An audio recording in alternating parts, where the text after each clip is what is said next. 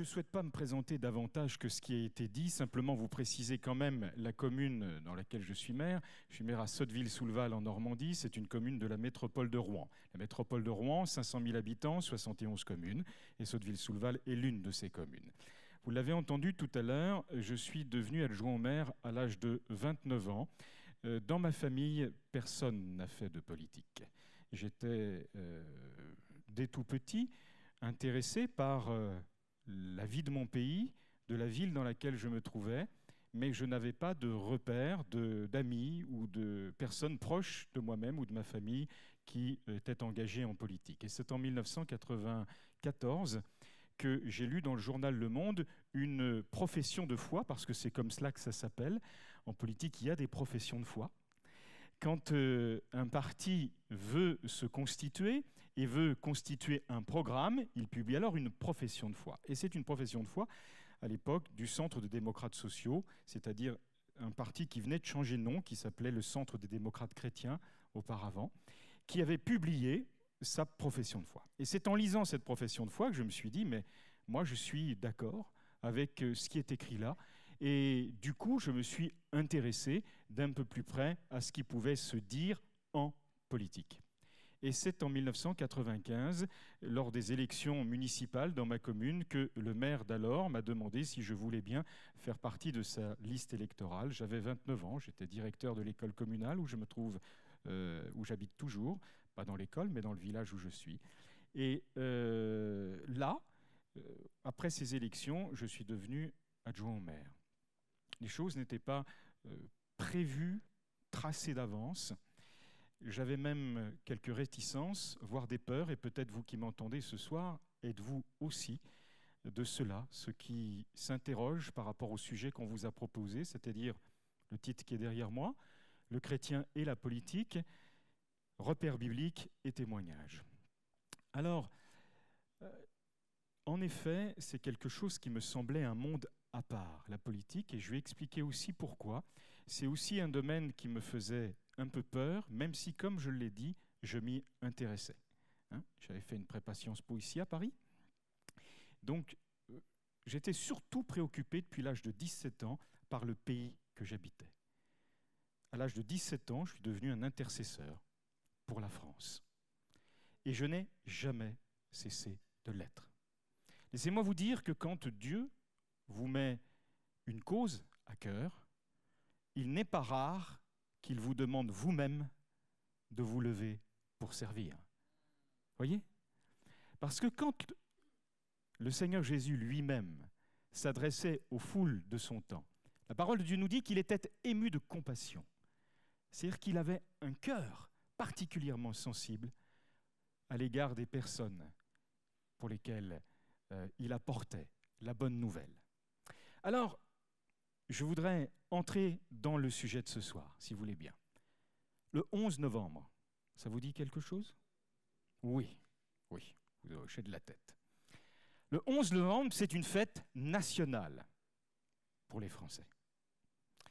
Parce que là, on marque le souvenir d'un grand malheur, celui de la Première Guerre mondiale, qui, pendant des années, a provoqué le massacre de millions de jeunes gens, de millions de personnes, à la fois militaires ou de la société civile. Et quand le 11 novembre, la France se rassemble autour de ces monuments aux morts, elle se souvient aussi que lors du premier 11 novembre commémoratif, marquant la fin de la Première Guerre mondiale, on avait dit « plus jamais ça ». On avait dit « ce sera la der des der », la dernière guerre. Donc, on voulait marquer la fin d'un drame, la fin d'une malédiction pour l'Europe, pour la France aussi en particulier. Mais le 11-11 de la Bible, le connaissez-vous ? Je vous propose de vous le lire. Proverbe 11-11. C'est le 11 novembre de la Bible. Voici ce qui est écrit. La ville s'élève par la bénédiction des hommes droits. Alors que le 11 novembre marque chez nous la fin du moins ce qu'on espérait être la fin d'une malédiction et d'un grand malheur, le 11 de la Bible et du livre des Proverbes marque une bénédiction, et pas n'importe laquelle. La ville s'élève. Je pourrais même dire le pays s'élève, mais pas selon n'importe quelle voie ou n'importe quel prodige, par la bénédiction des hommes droits. Ça veut dire pas par le comportement des hommes tordus, pour que ce soit bien clair pour tout le monde. Et je vais vous montrer que précisément c'est là toute la révélation biblique dont on doit se saisir dès lors qu'on veut faire de la politique. Alors peut-être me direz-vous, mais moi j'en fais pas et j'en ferai probablement jamais, etc. Si vous êtes citoyen de ce pays, alors vous êtes concerné. Si vous êtes citoyen d'un autre pays, alors vous êtes concerné par cet autre pays aussi. Et j'en tiens pour preuve un texte de l'Écriture rédigé par l'apôtre Paul quand il écrit aux chrétiens de la première des églises européennes, l'église de Philippe. Il leur dit « Conduisez-vous d'une manière digne de l'évangile du Christ » et le « conduisez-vous », c'est la traduction française, le verbe grec c'est « politeomai », c'est-à-dire « comportez-vous en bon citoyen ». Donc voyez-vous, chers amis, je crois que nous sommes tous concernés. Alors je voudrais entrer dans mon sujet un peu plus avant, et si on peut passer à la diapositive suivante. Vous avez certainement, comme moi, fait très souvent cette prière que le Seigneur Jésus nous a lui-même enseignée. Que ton règne vienne, que ta volonté soit faite sur la terre comme au ciel. Seulement, qu'est-ce que nous faisons pour que son règne vienne et que sa volonté soit faite sur la terre comme au ciel? Parce que nous n'avons pas à multiplier de vaines paroles. Si nous prions de la sorte, alors ça veut dire que tout notre être est engagé derrière cet objectif.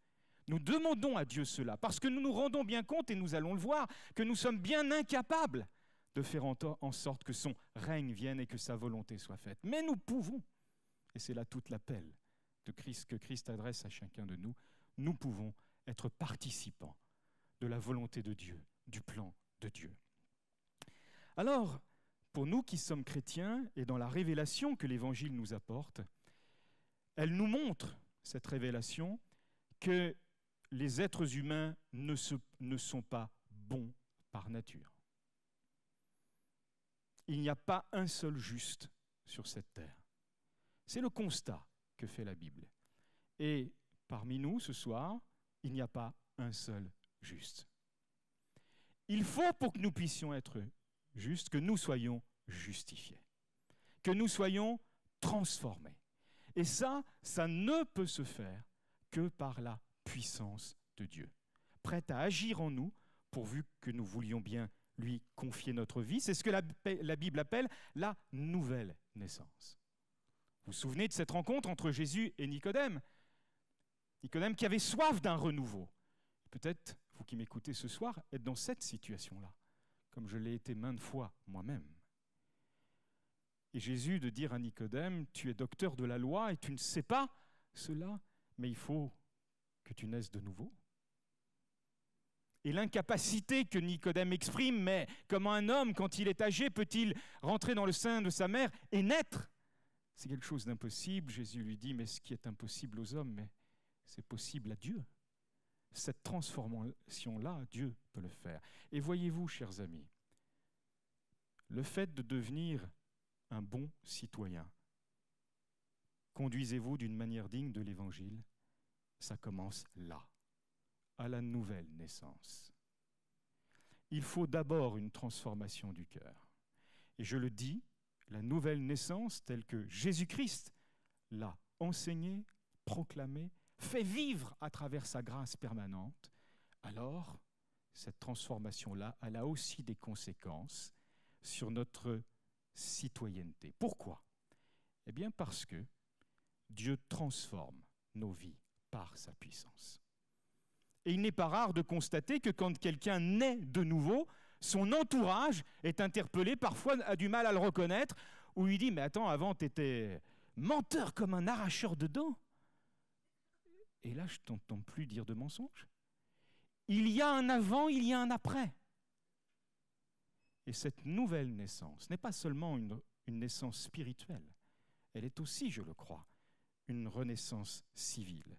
Alors, à ce moment-là, la prière de notre Seigneur, que ta volonté soit faite sur la terre comme au ciel, devient notre prière, puisque, sauvés par grâce, transformés par sa puissance, notre volonté à nous, c'est de faire la sienne. On est d'accord? Allez, on poursuit. Diapositive suivante. Le mot politique, je le disais, fait peur. Mais revenons aux sources.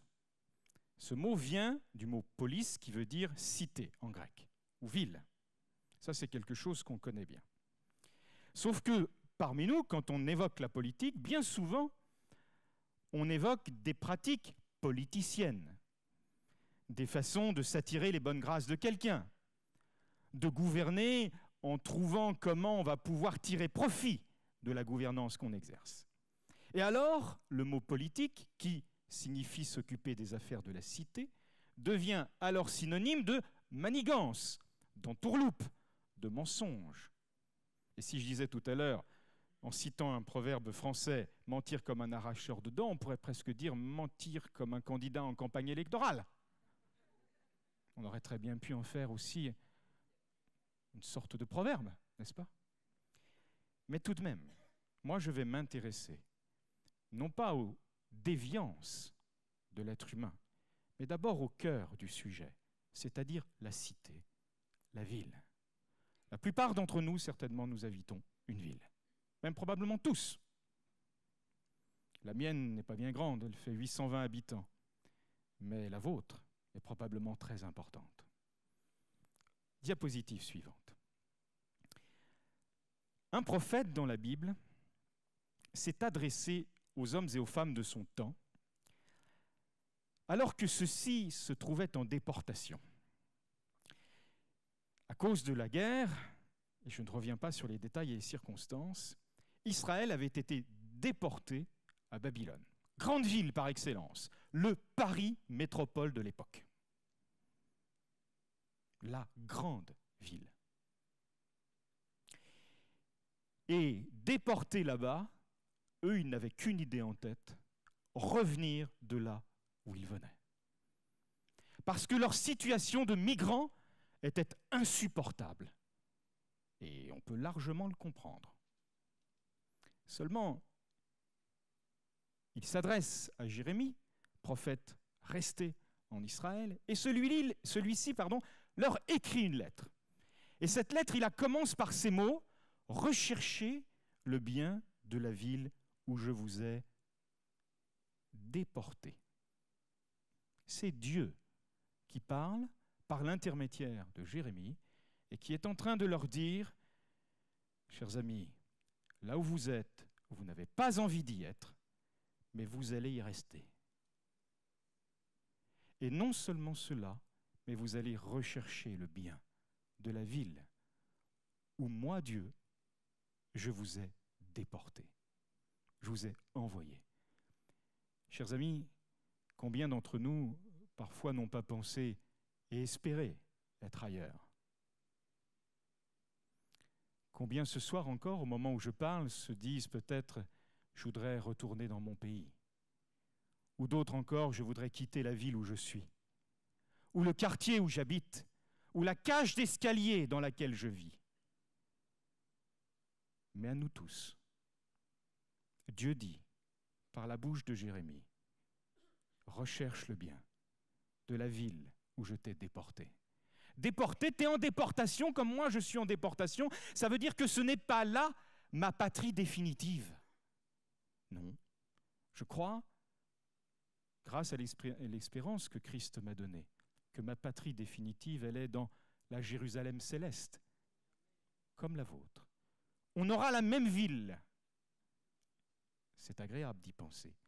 Mais pour l'instant, nous n'habitons pas les mêmes lieux. Alors, le CPDH que je préside, l'association qui vous a été présentée tout à l'heure, Comité protestant évangélique pour la dignité humaine, a lancé une opération Jérémie en 2014, afin que nous, tous les chrétiens de ce pays et d'ailleurs, parce qu'on a exporté aux États-Unis, le concept aussi, puissent prier pour la ville où Dieu les a déportés. On a édité des petits signets où on met le nom de son maire, ses coordonnées, et il y a 4 étapes dans l'opération Jérémie. La première étape, c'est on prie pour ceux qui gouvernent la ville, et pour son maire en particulier. Deuxième étape, on se déplace au conseil municipal. Le conseil municipal, c'est un endroit, une réunion publique. On ne doit pas y intervenir, mais n'importe quel citoyen d'une ville peut s'y rendre et assister. Et là, silencieusement, dans l'assistance, et généralement il n'y a pas grand monde, sauf ceux qui viennent de temps en temps avec des banderoles pour réclamer quelque chose, eh bien nous, sereinement, nous prions pour la ville et pour ceux qui la gouvernent. C'est la deuxième étape. Et comme on a des oreilles pour entendre, on entend ce qui se dit, et il y a des choses qu'on apprend sur notre ville. Il y a aussi des rapports de force que l'on découvre. Et alors on revient vers son église avec des sujets de prière pour la réunion de prière. On dit voilà, je crois que le Seigneur me met à cœur que nous puissions prier pour tel ou tel sujet pour notre ville. Et on devient des intercesseurs en faveur de la ville. Troisième étape, on remercie quand quelque chose de bien est fait. Je suis maire, je sais de quoi je parle. J'ai la chance de recevoir des courriers de remerciements, parfois même des dessins d'enfants. Quand on avait réalisé des jeux pour enfants dans un parc qui s'appelle le Parc des Saules, des enfants m'ont fait des dessins postés à la mairie pour dire « Monsieur le maire, on te remercie ». Vous imaginez ce que ça touche? Jamais je n'ai oublié leurs petits mots, et je ne les oublierai jamais. Chers amis, rappelez-vous, quand Jésus a guéri 10 lépreux, il y en a un qui a fait demi-tour pour dire merci. Vous vous souvenez de ça? Eh bien, prenez-vous l'engagement ce soir d'être le citoyen ou la citoyenne qui dira merci à son maire ou à sa mère pour quelque chose de bien qui a été fait dans la ville. Que va-t-il se passer si vous faites ça? Je peux vous dire qu'à 3 reprises, le maire ou la mère va relire la lettre, le petit mot de remerciement. Et il va regarder en haut à gauche qui l'envoie. Il ne va pas vous oublier. Et il va chercher à savoir qui vous êtes. Et il découvrira que vous appartenez à un royaume beaucoup plus grand que celui de la ville où l'Éternel vous a déporté. 4e phase de l'opération Jérémie, on sert la ville. On cherche la bénédiction de la ville où Dieu nous a déportés. On rend des services. Quand il y a une opération « Nettoyons la nature », comme il y en a de temps en temps à Sotteville-sous-le-Val, eh bien, ou nettoyons les berges de la Seine, eh bien, on prend son petit sac et on y va. Et on est heureux de servir. Parce que ça fait partie de la bénédiction qu'on apporte. N'oubliez pas Opération Jérémie. Nous poursuivons. Souvent, certains me disent, mais enfin, la politique n'est pas du tout un lieu ou un domaine pour les enfants de Dieu. Regardez le verset qui s'affiche devant vous. Je le lis, « Parce que tu as été fidèle en peu de choses, reçois le gouvernement de 10 villes. » L'évangéliste Luc, qui rapporte, chapitre 19, verset 17, ce que Jésus a dit alors qu'il raconte une parabole, c'est-à-dire une histoire. Et il la raconte, cette histoire, au moment où des personnes venaient vers lui et lui disent « Nous croyons que le royaume de Dieu va apparaître d'un moment à l'autre. » Et Jésus leur raconte une histoire. En disant « Écoutez, voilà. Il y avait un maître, il avait 3 de ses serviteurs, il a confié des talents. Alors pour nous, en français, il y a un bon jeu de mots intéressant. Mais il leur a confié donc une somme d'argent. Il leur a dit, je m'en vais en voyage, mais quand je reviendrai, ayez pris soin de faire fructifier mon bien.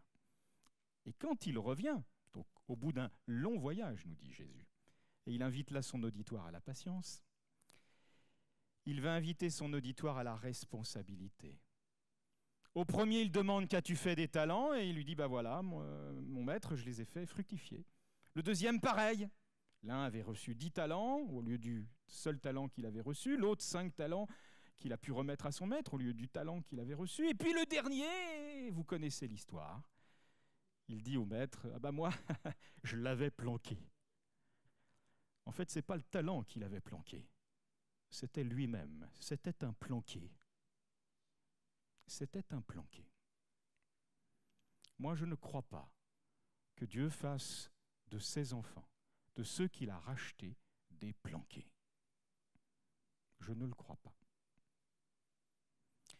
Alors, il a retiré le talent de celui qui n'a rien su, qui n'a pas su quoi en faire. En revanche, et c'est là la citation, pour celui qui avait su faire fructifier son bien, le maître lui dit, tu as été fidèle, alors je te donnerai le gouvernement de 10 villes. Vous avez déjà gouverné une ville? Non? 10 villes, c'est encore plus difficile. Chers amis, si demain Jésus devait vous confier le gouvernement de 10 villes, je vous engage dès aujourd'hui à vous renseigner comment on gouverne une seule ville. Ça peut être utile.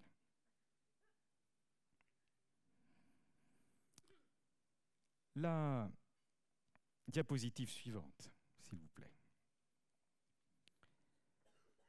Je voudrais lire ici une citation d'un pasteur anglais qui n'est plus de ce monde. Il s'agit de John Stott.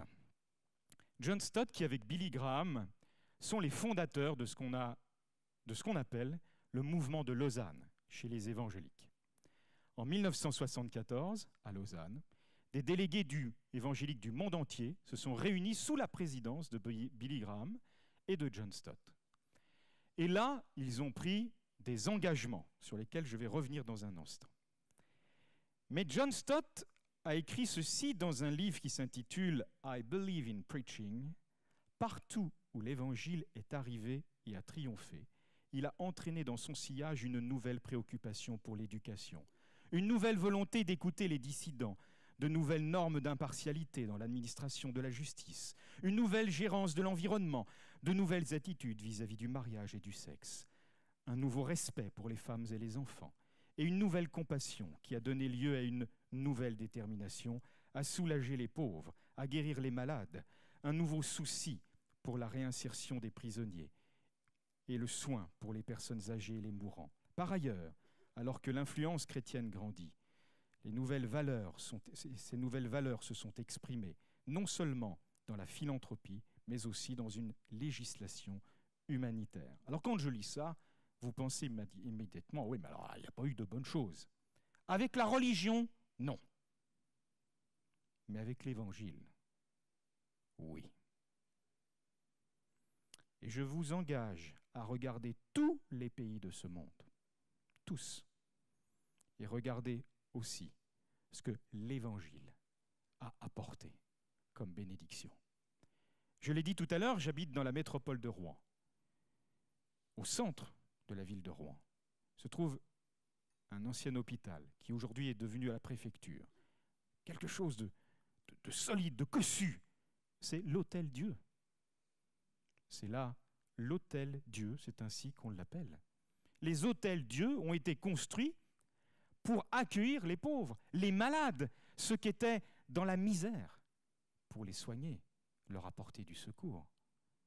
Et ça, ce sont bien des chrétiens qui les ont engagés. Je suis, en venant jusqu'à vous, passé devant le centre Vincentin, c'est-à-dire la fondation de Saint-Vincent de Paul. Je me souviens tout le bien que cet homme a fait pour les pauvres de notre pays. Combien il a agi en enfant de Dieu.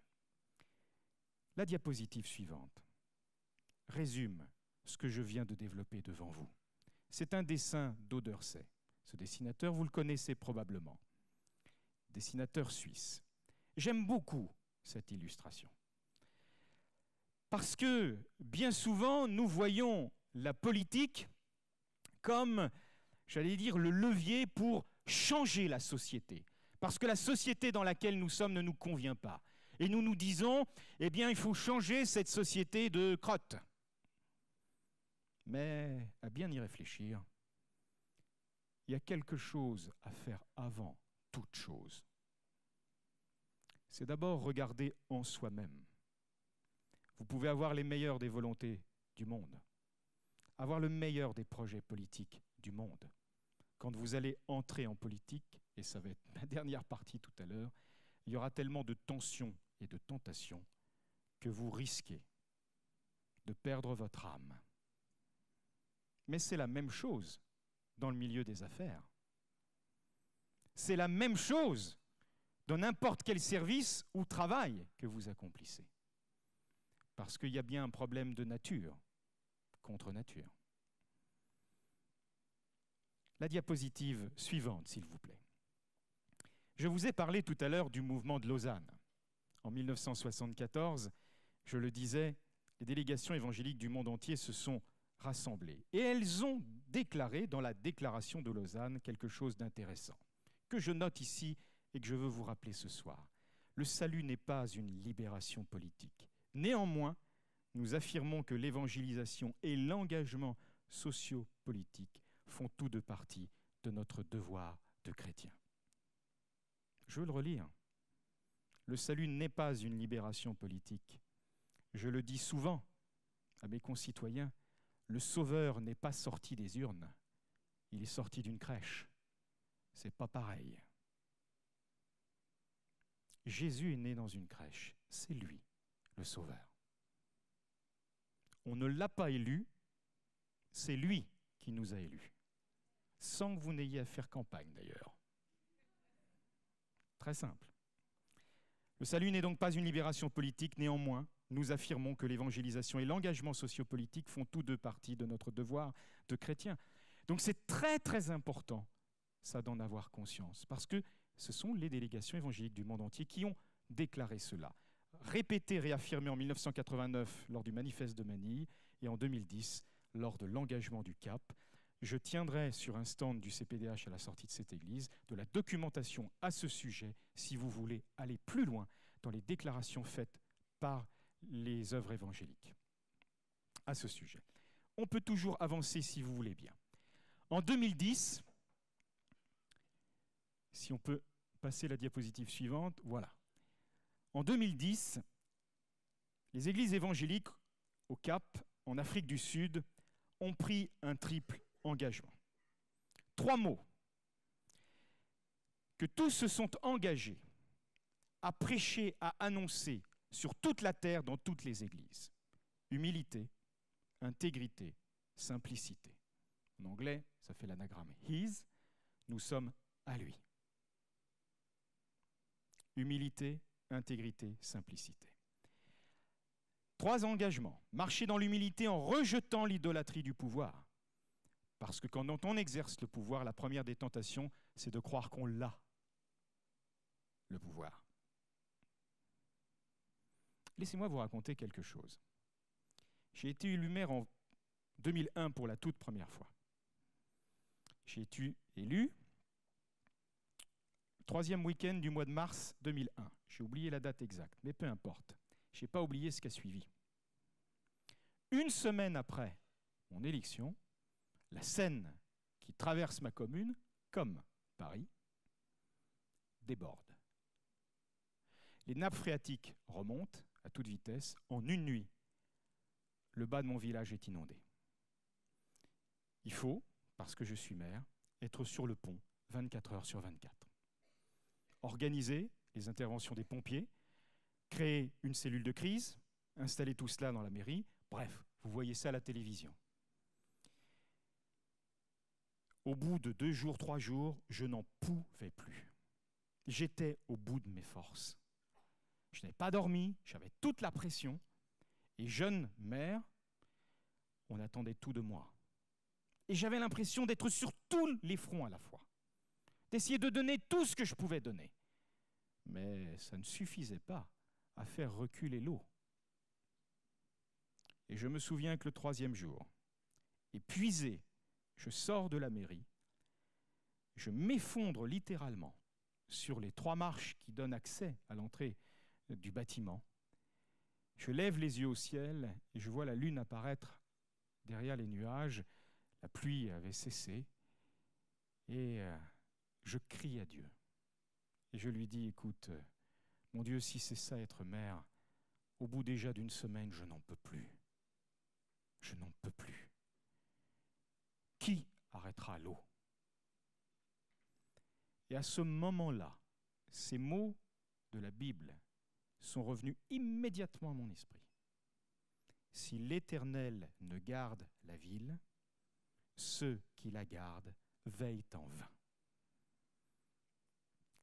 Je me suis effondré en pleurs et j'ai dit, oui Seigneur, que ce soit toi qui gardes ma ville.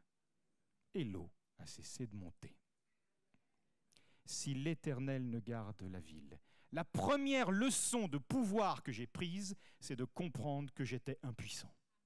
D'accord? C'est très important ce que je dis là. Si demain l'un d'entre nous fait de la politique, ou s'il y en a parmi vous, nous qui font de la politique, qui sont dans ce domaine, comprenez que la première leçon, c'est que vous n'avez pas le pouvoir.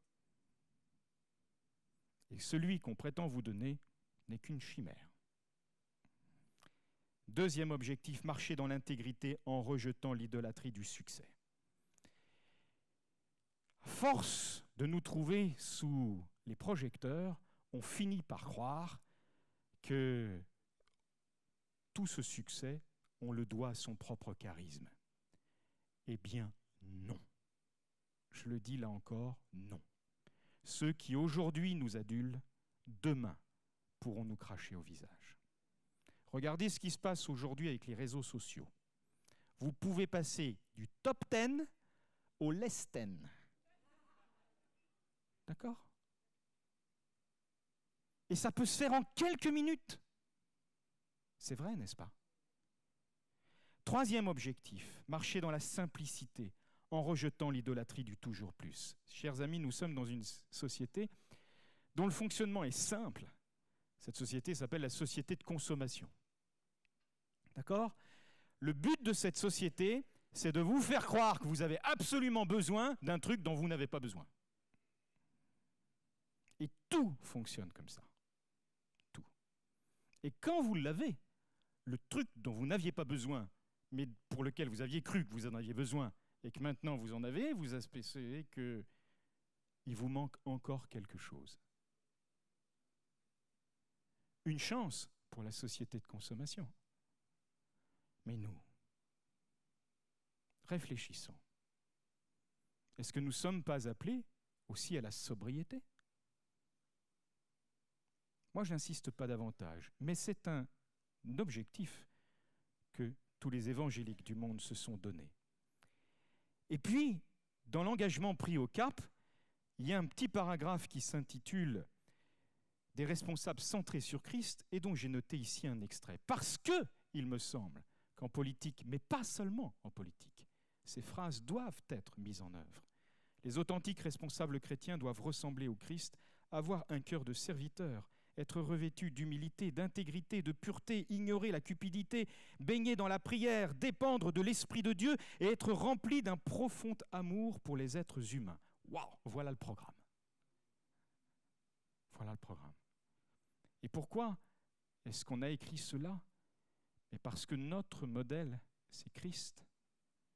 Et s'il a lavé les pieds de ses disciples, c'est pour leur expliquer, si moi le Maître, j'ai fait cela, alors vous, faites de même. D'accord?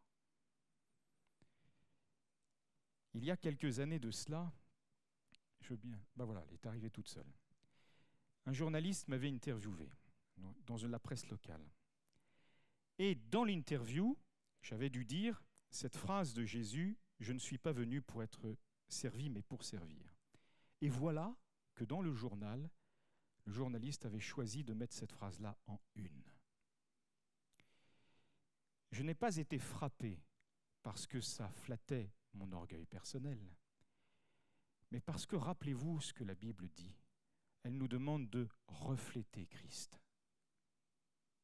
Elle nous demande d'être à son image.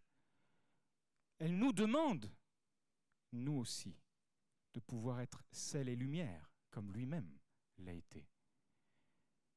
Et je me suis dit, écoute mon Dieu, ce que moi je suis incapable de réaliser, toi, tu es capable d'apparaître dans ma vie, là aussi, où moi je ne pensais même pas, dans le contexte de l'interview, que tu pourrais apparaître. Je ne sais pas combien de personnes ont lu cet article, mais ce que je comprends, c'est que cette parole du Christ, qui n'était pas la mienne, elle a été lue. Ça, c'est aussi quelque chose d'intéressant quand on fait de la politique. Un petit mot de témoignage, de nouveau. Je vais couper comme cela mon exposé. Les premières campagnes électorales ont été pour moi des moments très difficiles. Je n'étais pas formé pour cela. Et j'ai découvert qu'il y a une béatitude extrêmement forte que Jésus prononce au chapitre 5 de Matthieu, qui est par excellence, me semble-t-il, la béatitude du politicien. Heureux serez-vous quand on dira faussement de vous. À cause de mon nom, dit Jésus. Mais n'empêche que le heureux serez-vous quand on dira faussement de vous, si vous êtes trop susceptible, ne faites pas de politique. Travaillez d'abord sur votre susceptibilité. Et je me suis aperçu, première campagne électorale, qu'on racontait n'importe quoi sur moi. Et un jour, un des candidats qui était sur la même élection, mais on n'était pas là, on n'était pas du même côté, si je puis dire, puisque lui se présentait aussi et moi également, je lui dis, mais pourquoi vous dites autant de choses qui sont manifestement fausses me concernant? Et il me sourit, il me dit, mais je ne vous en veux pas, hein, mais c'est la politique. Hein. Moi, il faut que je passe devant vous. Donc, plus je vous salis, plus je pourrai apparaître propre. Ah ouais, c'est une technique? Bah, c'est toujours en vigueur, hein. Ce dont je vous parle, c'était 2004, mais c'est toujours en vigueur. Bon, et puis, autre problème de la campagne électorale, c'est les affiches. On colle les affiches, on les a à peine collées, 3 heures après, les autres passent derrière, ils remettent une autre affiche sur la nôtre, etc. Moi, je ne vais pas faire ça toute la nuit, quand même. Il en faut du zèle, je peux vous le dire. Bon. Et puis un jour, je croise donc un autre candidat et je lui dis, mais mince, pourquoi on a chacun des panneaux, pourquoi est-ce que tout le monde ne se contente pas de mettre les affiches sur notre panneau, etc. Et l'autre de dire, oui, mais je marque le territoire. Ah oui, je me suis dit, c'est comme les chiens, ils en laissent de tous les côtés, ils marquent le territoire. D'accord, c'est une autre technique des campagnes politiques. Et puis, à un moment donné, j'ai des amis colleurs d'affiches qui me disent, dis donc, Franck, on s'est fait attraper par ceux de l'autre candidat, là, on s'est fait insulter, machin, etc. Je leur avais donné une consigne, on ne rend pas le mal pour le mal. Je me suis aperçu qu'en politique, c'était difficile d'expliquer ça à ses troupes quand on les envoie après pour coller des affiches. Bon. Mais pourtant, c'était le principe. Alors il y en a un qui m'a dit, moi Franck, je veux bien ne pas rendre le mal pour le mal, mais si on me frappe sur la joue gauche, je vais quand même filer un marron sur la droite de l'autre. Eh bien, je lui dis, pourtant, c'est pas comme cela qu'on va faire avancer les choses. On peut avoir ces grands principes. Sur le terrain, c'est très difficile. Alors, j'ai fait ceci. Je suis allé voir les autres candidats, je leur ai donné mon numéro de portable personnel. Et je leur ai dit, voilà, s'il y a le moindre souci, vous m'appelez. Parce que ce que je remarque, c'est que dans la campagne électorale, on ne fait que se parler par médias interposés ou par équipe de campagne interposée. Si on se parlait direct. Et j'ai eu la surprise de voir d'autres candidats me dire, bah, tenez, je vous note aussi mon numéro. Le voilà. Chers amis, ceci m'interpelle. Est-ce que nous pouvons servir et non se servir? Je reviens à mon propos. Regardez le dessin qui s'affiche devant vous. Je l'ai dit tout à l'heure, bien souvent, j'ai entendu comme objection, de toute façon, ça ne sert à rien de faire de la politique, puisque ça ne mène à rien. Il suffit de prier. Et je ne dis pas qu'il ne faut pas le faire. Mais j'aime ce dessin-là.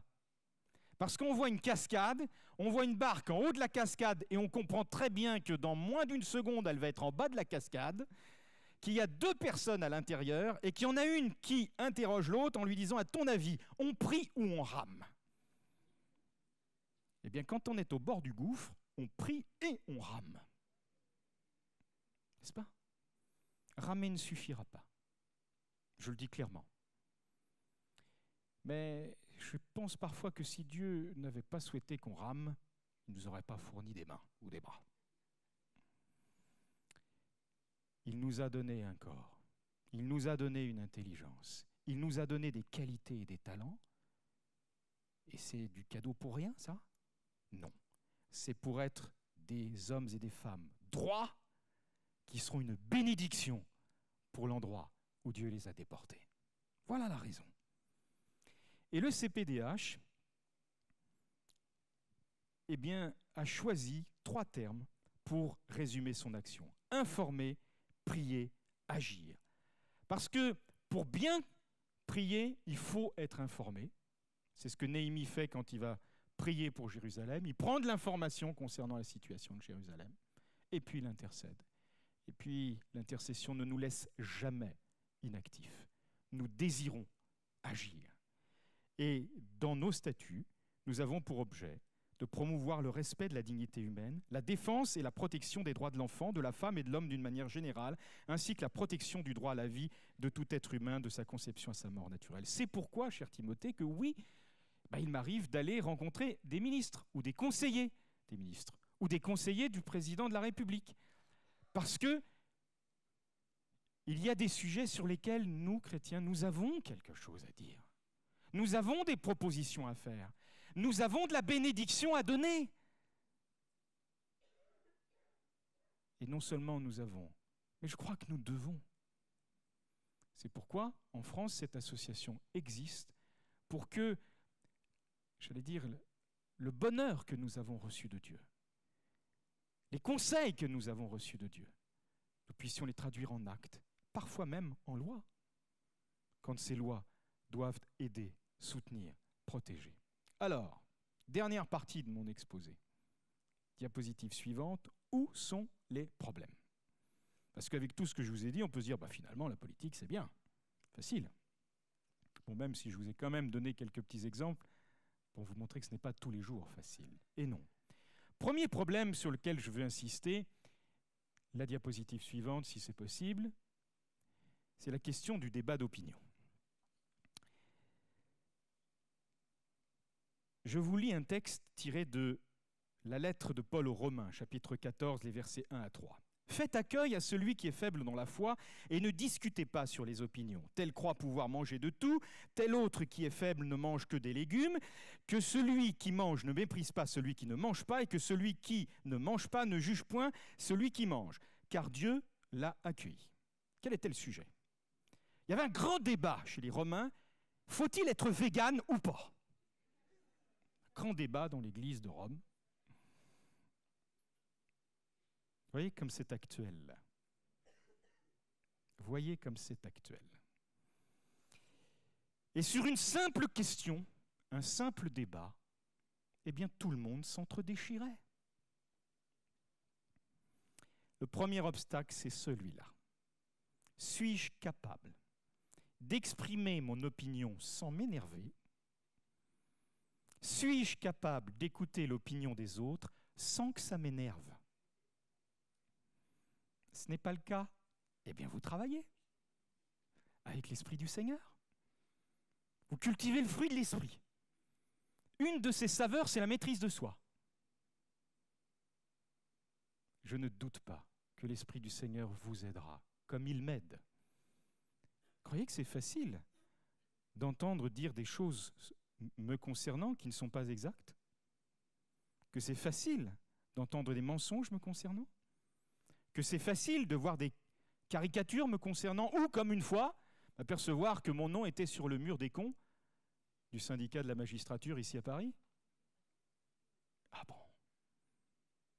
J'avais jamais imaginé que ça arriverait jusqu'à Paris. Et comme quoi? Comme quoi? Donc, je crois que nous avons besoin de l'aide de l'Esprit du Seigneur. La diapositive suivante rappelle un extrait de la charte du CPDH. Devant certains problèmes suscités par les changements scientifiques ou sociaux, il se peut que nos analyses diffèrent et que nous ne parvenions pas tous à une même position. Nous devons être prêts à nous écouter les uns les autres et à confronter nos points de vue sans jeter l'anathème sur les autres. Très important. Nous devrions, entre chrétiens, montrer l'exemple. C'est triste de le dire, mais parfois nous ne sommes pas bien meilleurs que d'autres. Alors que le Seigneur nous donne de progresser, qu'il ait compassion de nous. J'ai choisi pour illustrer ces problèmes d'opinion une caricature de la fin du XIXe siècle de Carandache, qui était un caricaturiste. Et c'est une caricature que je trouve bien illustrer les choses sur les problèmes des opinions. D'abord, on voit une scène où des gens attablés, plutôt de la bourgeoisie française, tout le monde est bien mis, on s'apprête à déplier sa serviette, le repas va commencer.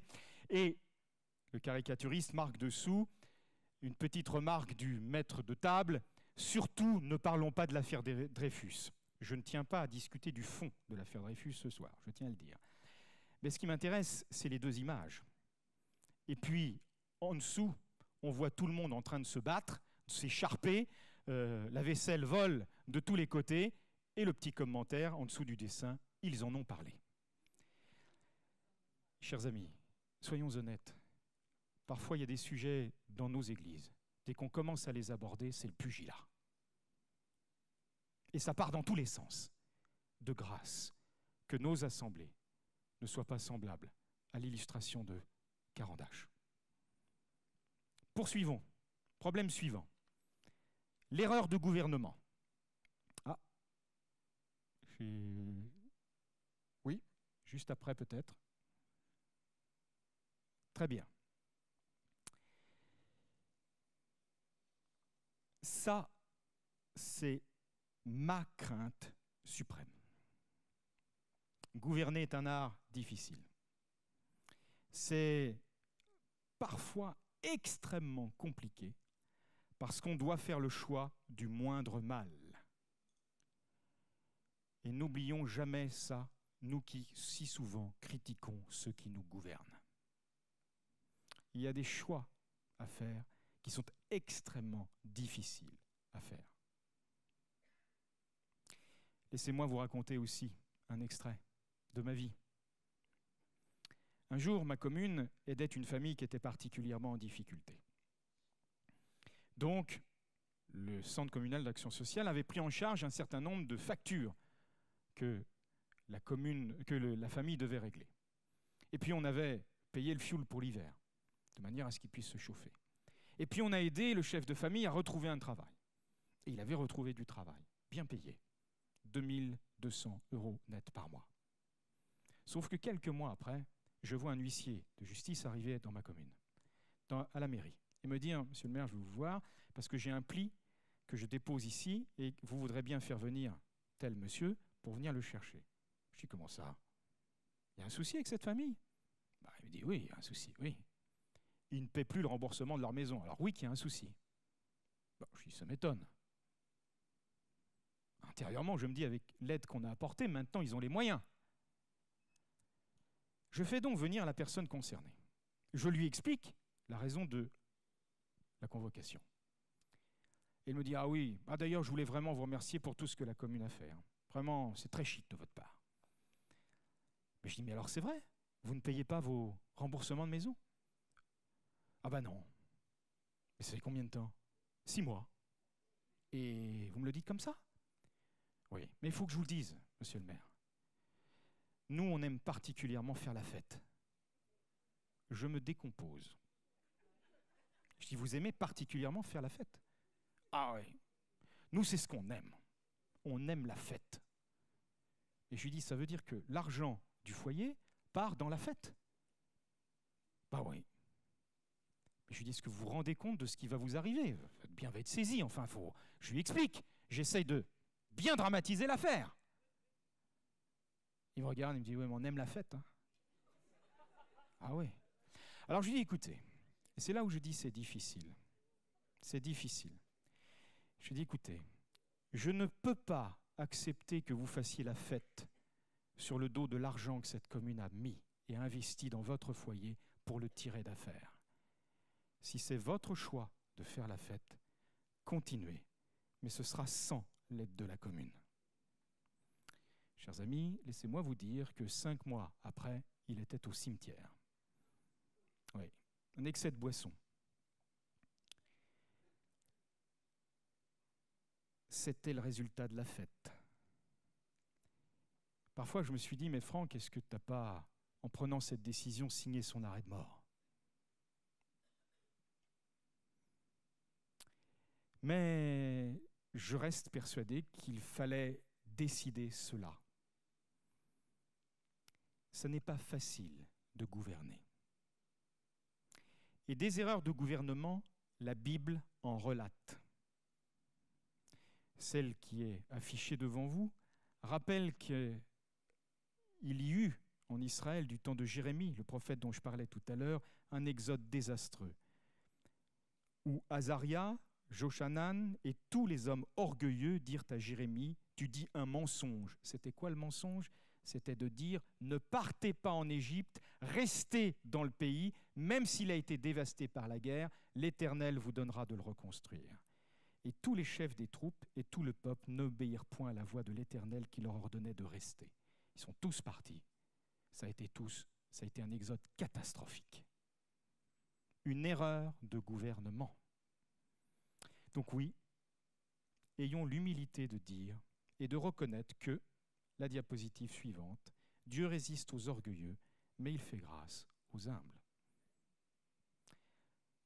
Troisième problème sur lequel je veux insister, j'en ai 4 à vous présenter, celui de la corruption, si ça peut s'afficher. Dans le livre de l'Exode, chapitre 23, verset 8, nous lisons ceci, « Tu ne recevras pas de cadeaux, car les cadeaux aveuglent ceux qui ont les yeux ouverts et corrompent les paroles des justes. » Un jour, je fus invité par une grande multinationale à un repas d'affaires. Quand on vous invite à un repas d'affaires, celui qui vous invite compte faire de bonnes affaires. D'accord? C'est ça, le repas d'affaires. Donc j'accepte l'invitation. Et à la fin, je dis, mais je règle mon repas. Oh, mais pensez donc, etc. Il y a eu des fois où je me suis fait offrir le repas, attention. Mais là, je sentais que on allait être sur les bonnes affaires. Donc je dis, mais non, je règle mon repas. Bien m'en a pris. Parce qu'effectivement, cette multinationale avait des projets pour ma commune. Mais des projets qui l'intéressaient, elle, qui allaient mettre à mal les habitants qui m'avaient élu et que j'allais devoir défendre. Si j'avais accepté trop facilement les cadeaux, je pense que mes yeux ne seraient pas restés longtemps ouverts. Et pourtant, il y a aussi des cadeaux que j'ai acceptés. Parfois, des entreprises, je me rappelle, c'était des bourriches d'huîtres qu'on m'amenait au moment de Noël. Bon, moi, je dis, je prends si je peux distribuer aux familles pauvres. Ah, mais vous en faites ce que vous voulez. Eh bien, soit. Dans ce cas-là, on redistribue. 4e problème, et j'en terminerai par celui-là, avant de conclure. L'esprit de parti. Je veux lire une citation du théologien Jacques Ellul, tirée de Foi chrétienne et politique. Il n'y a pas de doctrine politique ou de théorie politique spécifiquement chrétienne. Il est impossible de tirer une politique de l'Écriture sainte. Ceci a été fait bien souvent, mais on peut constater que ces essais sont contradictoires, car il s'agit toujours de justifier une prise de position politique antérieure, le christianisme devenant un simple moyen de légitimation. Chers amis, ce n'est pas parce qu'un homme se dit chrétien, une femme se dit chrétienne, qu'un parti se dit chrétien, qu'il est le Christ. Vous le savez, mais on se laisse parfois avoir. J'ai travaillé suffisamment avec des pays autres que la France pour conseiller en particulier les églises évangéliques. Parce que, attention, parfois il suffit de dire qu'on est chrétien évangélique et on a tout l'électorat évangélique derrière soi. s'il vous plaît, quand Dieu dit que nous sommes des brebis, ce n'est pas pour être des moutons de panurge, c'est pour être ses brebis à lui, c'est-à-dire le suivre lui. Voyez ?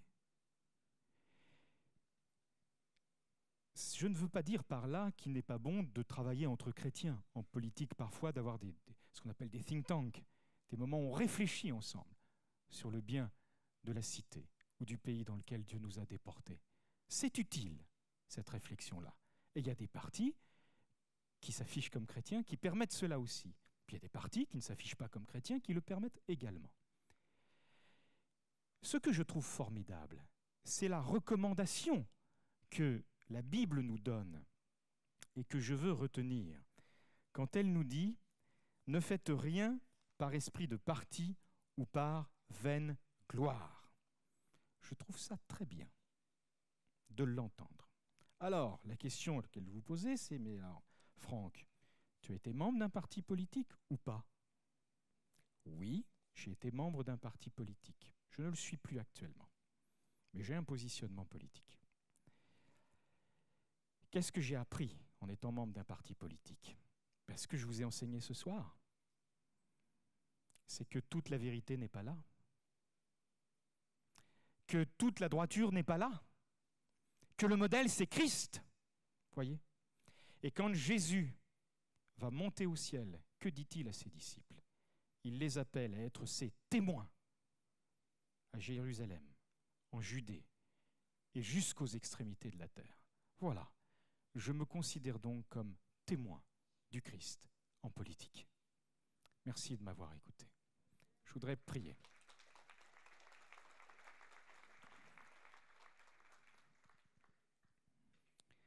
Notre Dieu, nous savons bien que nous sommes loin d'être parfaits. Mais nous savons aussi que tu as donné ton Fils Jésus-Christ pour mourir à notre place, à la croix, pour que nos fautes soient pardonnées et que nous puissions marcher en nouveauté de vie. C'est là ce que nous voulons faire, Seigneur.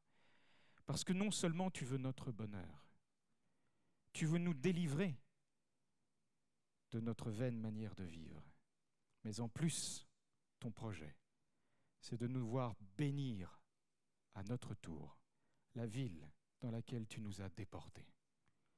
Parce que, Seigneur, en nous bénissant, c'est tous ceux que nous rencontrons que tu veux bénir. Sois loué pour ton projet d'amour. Sois loué pour le sacrifice de ta vie. Puissions-nous te servir et servir nos concitoyens avec le même zèle, le même amour que tu nous as toi-même enseigné. Au nom de Jésus. Amen.